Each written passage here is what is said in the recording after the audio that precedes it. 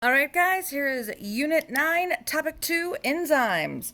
Enzymes are proteins.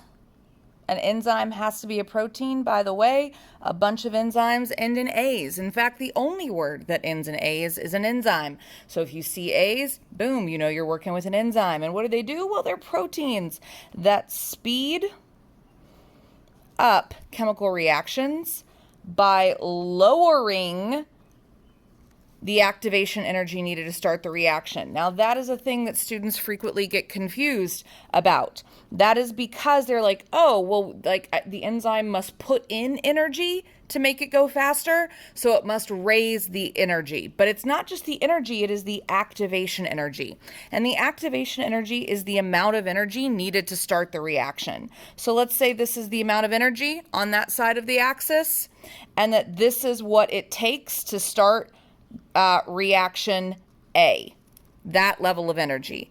An enzyme will lower the reaction energy. So this is reaction A with an enzyme. And because it has lowered the activation energy, that means we only need half as much energy to start the reaction, so the reaction will start faster. So lowering the activation energy is actually how they speed it up. They do not raise activation energy. That would slow down the reaction because we'd have to build up more energy before we could start.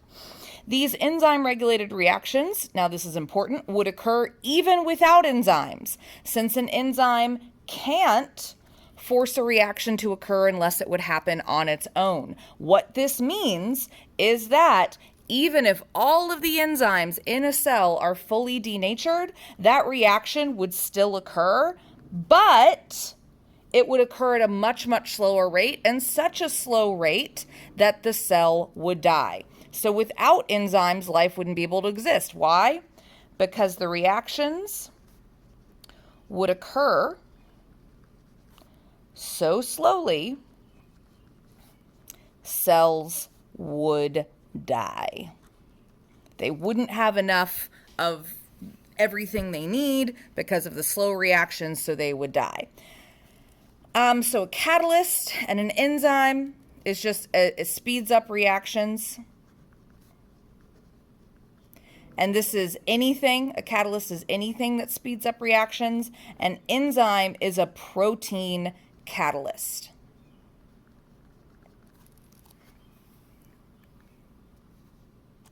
So in other words, a enzyme is always a catalyst, but not all catalysts are enzymes. Now, let's talk about things that can, let's talk about the relationship between maltose and maltase. Well, this is just an example. This could also as easily be lactose and lactase, sucrose and sucrase. You get where I'm going with this. You have protein and protease, DNA and nuclease. You have a thing that does the reaction on that thing. Maltose, we know, is a sugar because it ends in ose. Maltase is an enzyme because it ends in ase. Maltase happens to be the enzyme that breaks down maltose into glucose.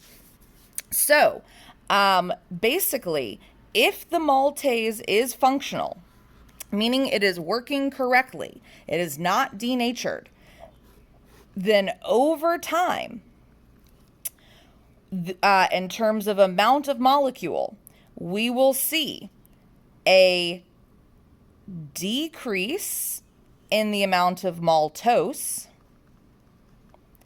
an increase in the amount of glucose, but maltase will remain constant. And why will maltase remain constant?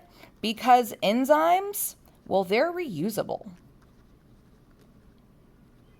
Unless they are denatured, once maltase is done breaking down one maltose into glucose, it will go and break down another maltose into glucose. So even if we only had one maltase in this tube, we would eventually break down all of the maltose into glucose if we gave it enough time. Now, just to be clear, even if there was no maltase, we would still eventually get maltose, or glucose, broken down from the maltose. It would just take forever because, as I've previously said, enzymes cannot force a reaction to occur. They can only speed up reactions that would normally happen. So even without maltase, given enough time, maltose will break down, glucose will increase because maltose breaks down into glucose. But maltase just makes that happen faster. So let's talk about other things that affect enzymes. So we have here the rate of the reaction. Rate is just speed. This is the amount of enzyme. This is the amount of substrate. Substrate is also the same thing as reactant. So, the more reactant we add, which, like in the example above, that would be the amount of maltose. The faster the reaction will go up until this point where it plateaus out, because what's happening there? Well, at that point, all of the enzymes are busy, meaning there's no extra enzyme just hanging around waiting for a reactant to bond to. They're all working as fast as they can. They break down a maltose, they go break down another maltose, meaning that the reaction is happening as fast as it can because all the enzymes are busy because we've added so much maltose, they're all occupied. Now this graph, as we see, is a parabola. So it goes up and it goes down. What does that mean? Well, this is telling us that this is the peak function of the enzyme. And we can look at this and see it goes 0 to 70. And so what do we know? And so if it's functioning best here, then what's happening here is it's being denatured. And here it is being denatured. And when it hits 0, it is fully denatured. And there's no coming back. And because it goes 0 to 70, and we know there's only two things that can denature it, temperature and pH, this must be a temperature graph. So increasing or decreasing temperature can denature the enzyme, which slows down the rate of the reaction. This is why we use water baths, heat blocks, or incubators, because we want to keep our cells, enzymes, whatever we're working with, at the right temperature to function correctly. Now, just to be clear, water baths and heat blocks are better if you have a very short incubation time. That is because they hold temperature better.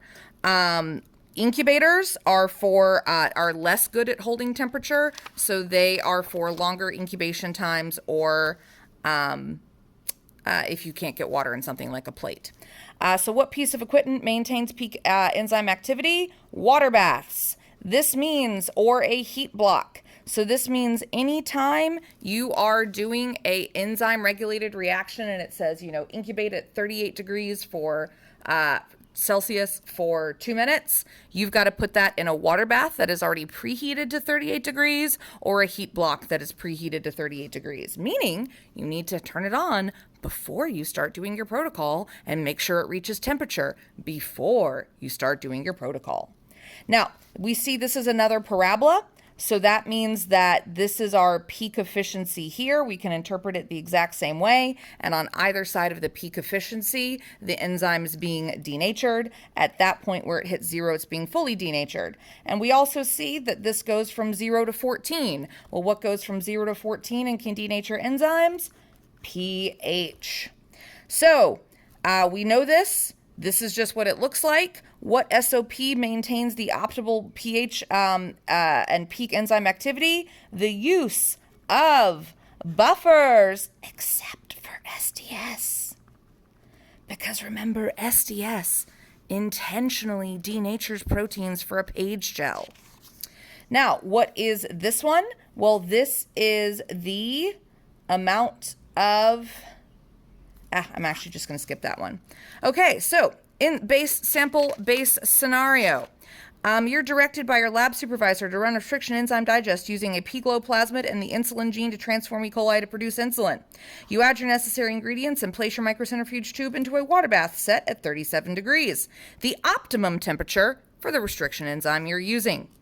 After the 1 hour required for the restriction enzyme digest, you go to check the water bath, but you see it failed to reach and maintain 37 degrees. What would we expect to find in the microcentrifuge tube?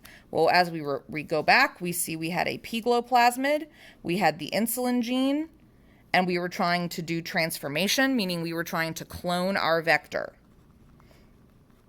So we had our plasmid, we had our gene of interest, which in this case was for insulin, and we were trying to make it so that that goes into that. That means we had to use a restriction enzyme to cut the plasmid, to insert the gene of interest into it. Well, if the restriction enzyme requires 37 degrees Celsius for peak efficiency, then we would expect to see little to no recombinant plasmid present. Because the restriction enzyme would be denatured, and therefore it would not be cutting the plasmid. Also, possibly the ligase would be denatured. And that's what bonds it together. All right, scenario 2. Now you're instructed to digest histone proteins in a DNA sample. Remember, histone proteins are the proteins that the DNA coils itself around when it's becoming a chromosome. So those center darker parts, those are the histone proteins, and the loop-de-loops, those are the DNA, and it loops itself around them to make a chromosome when it's condensing from chromosome or from chromatin to chromosome. You add your necessary ingredients and you place your microcentrifuge tube into a water bath set to 32 degrees Celsius, which would be the optimum temperature for protease. Why? Because we're trying to break down the histone proteins, and protease breaks down proteins. After the 1 hour required for the restriction enzyme digest, you go to check your water bath and you see, oh my gosh, it failed to reach 32 degrees Celsius. So what would we expect to find in our microcentrifuge tube? We would still expect to find coiled, condensed DNA, because the histone proteins would not break down.